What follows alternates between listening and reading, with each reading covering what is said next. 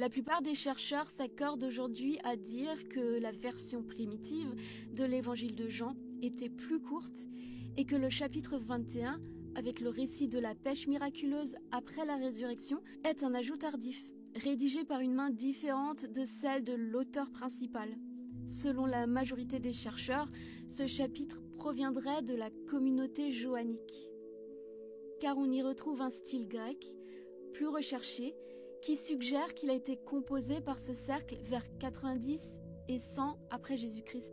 Or, cette communauté était marquée par l'influence platonicienne, ce qui expliquait dans le récit la présence des termes grecs arthos pour le pain et prosphagion ou opsarion pour l'accompagnement.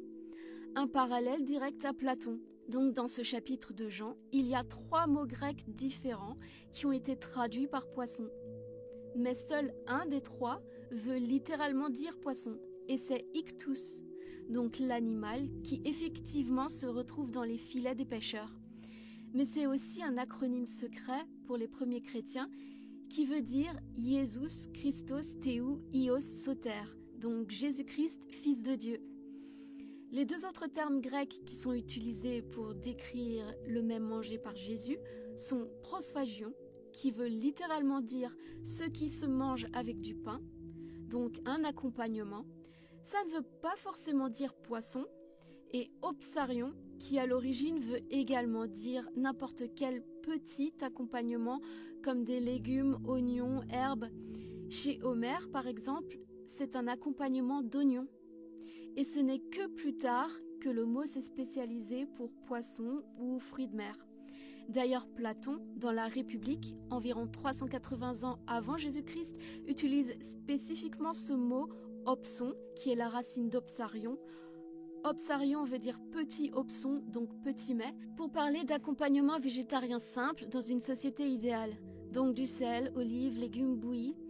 Il montre que opson n'était pas forcément du poisson, mais tout ce qui accompagne du pain. C'est une critique du luxe et du désir illimité. Il décrit qu'une société vraiment saine, suffisante et pacifique est celle qui se contente du nécessaire, donc d'un accompagnement végétarien, et que c'est le désir superflu avec des mets à base de viande qui engendre les conflits, les guerres et l'injustice. Donc selon les chercheurs, il y a très clairement un parallèle entre cette histoire de Platon et ce chapitre 21 de Jean où Jésus mange du pain avec cet accompagnement de opsarion.